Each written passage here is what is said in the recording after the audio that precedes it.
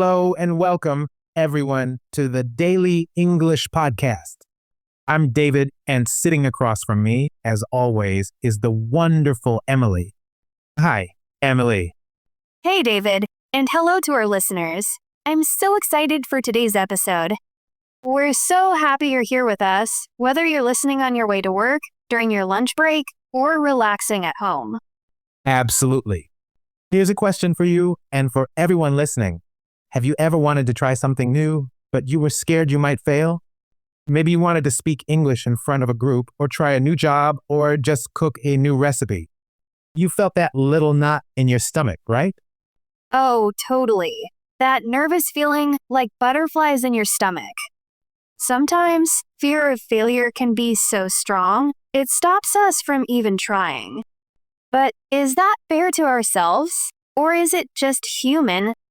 That's what we're diving into today, the fear of failure.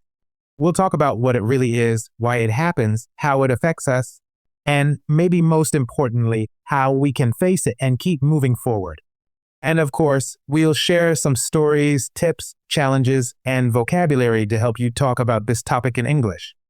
Yes, and by the end of today's episode, you'll not only feel more confident with English, but maybe a little braver about facing your own fears. So, let's get started. All right. Emily, can I ask you, do you remember a time when you were afraid to fail at something? Oh, definitely. Actually, the first time I tried to record a podcast episode, I was so worried. My hands were shaking and my mouth felt so dry. I kept thinking, what if I say something silly? What if people don't understand my English? I almost backed out. But I'm so glad I didn't. That's a great example. I think everyone listening can relate. For me, it was when I moved to a new city and started a new job. I remember walking into the office for the first time. My heart was pounding. I was thinking, what if I can't keep up? What if I make a mistake on my first day? It's so normal, right? That fear can be really strong. But before we go deeper, let's define what we mean by the fear of failure. Great idea.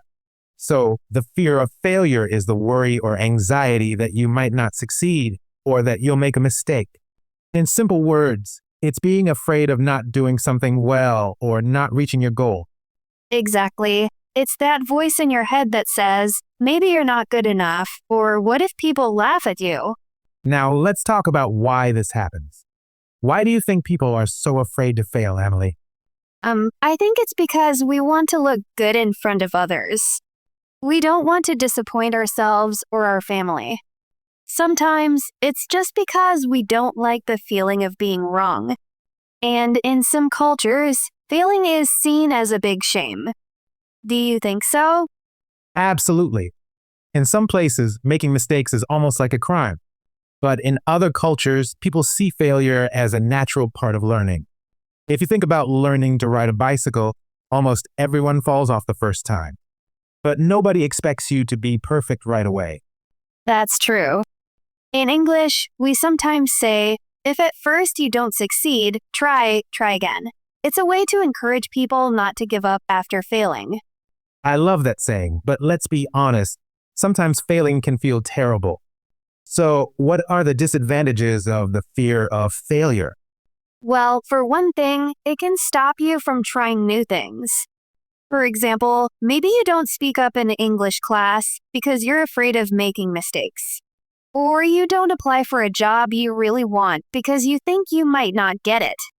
Yes, and it can also make you feel stressed or anxious all the time. You might even feel stuck, like you're not moving forward in life. But, there are also some positives. The fear of failure can push us to prepare harder. Like, if you're worried about a test, you might study more. Or, if you want to do well at work, you practice your presentation again and again. That's a good point. So, sometimes a little fear can be helpful. It can motivate us to do our best. But too much fear, that can hold us back. Exactly. It's about balance. So maybe we can talk about some common challenges people face because of fear of failure. Like, what mistakes do people make when they're afraid to fail? Sure. One big mistake is not trying at all. Imagine you want to learn English, but you never speak because you're afraid of making mistakes. You end up learning much more slowly. Another mistake is giving up too quickly. Maybe you try something new and it doesn't work out the first time, so you think, that's it. I'll never be good at this, but that's not true. Right. Or people sometimes blame others or make excuses instead of learning from what happened. Like, oh, the test was too hard, instead of maybe I can study differently next time. So, listeners, here's a question for you. Have you ever stopped yourself from doing something because you were worried you might fail? Take a moment to think about it. Yeah, and what would have happened if you had just tried? Sometimes, even if you fail, you learn something important. I love that. Let's talk about some benefits of facing your fear of failure. What good things can happen if you try, even if you don't succeed the first time? Well, you learn new things. Every mistake is a chance to learn. For example, if you say a word wrong in English and someone corrects you, you remember it better next time. Also, you build confidence. The more you try, the less scary it becomes. Even if you fail, you realize, hey, it wasn't so bad after all. And sometimes you find new opportunities you didn't expect. Maybe you fail one test, but you meet a friend who helps you study for the next one. So true. And here's another benefit. You inspire others. If your friends or family see you trying and not giving up, they might feel braver too. Absolutely. Now, let's talk about some misconceptions about failure. What do people often get wrong about failing? Some people think that failing means you're not smart or you're not good enough. But that's not true. Even the most successful people in the world have failed many times. Exactly. There's a famous story about Thomas Edison, the inventor. He tried thousands of times to create the light bulb. When someone asked him if he felt bad about failing, he said, "I didn't fail. I just found 10,000 ways that won't work." I love that story. It reminds me that failure is a part of success. You can't have one without the other. Let's share some real-life examples. Emily, do you have a story about a time you failed but learned something important? Oh yes. When I was in college, I tried out for the basketball team. I practiced for weeks, but during the tryouts, I missed almost every shot. I felt so embarrassed. I wanted to quit.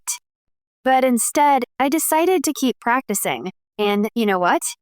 The next year, I made the team. That's amazing. My story is a bit more, embarrassing. When I first learned to cook, I tried to make a cake for my mom's birthday. I forgot to add sugar. The cake looked perfect, but it tasted, well, terrible. My family laughed, and I was so upset. But now I double-check every recipe, and I can laugh about it too. See, those stories show that failure isn't the end of the world. In fact, it often makes the best memories. Definitely. Now let's give some practical tips. If you're afraid of failing, what can you do? First, start small. If speaking English in front of a big group feels too scary, try talking to one friend, or even practicing in front of the mirror. That's a great idea. Also, remember that nobody is perfect. Everyone makes mistakes.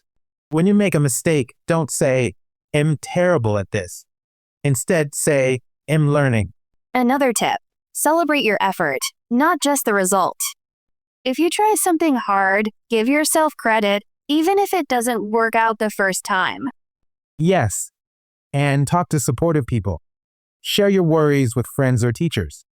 Sometimes just saying your fear out loud makes it smaller. Also, learn from others. Read stories about people who failed and then succeeded. It can be really inspiring. Let's try a mini challenge for our listeners. Imagine you want to speak English with a native speaker, but you're nervous. What's one small step you can take today? Maybe write down a few simple phrases. Or say hello to someone in English. Think about it. Yes. And listeners, if you want, you can share your small steps with us on social media or in the comments. We'd love to hear your stories. Now, let's do a cultural comparison. In some English-speaking countries, like the United States, people say things like, fail fast, fail often. It means try many things, and don't be afraid to make mistakes. That's interesting. In some other cultures, though, people are more careful. They might wait until they are sure they can succeed before trying. So, if you come from a culture where failure is seen as bad, it can feel very different when you move to a place where mistakes are normal.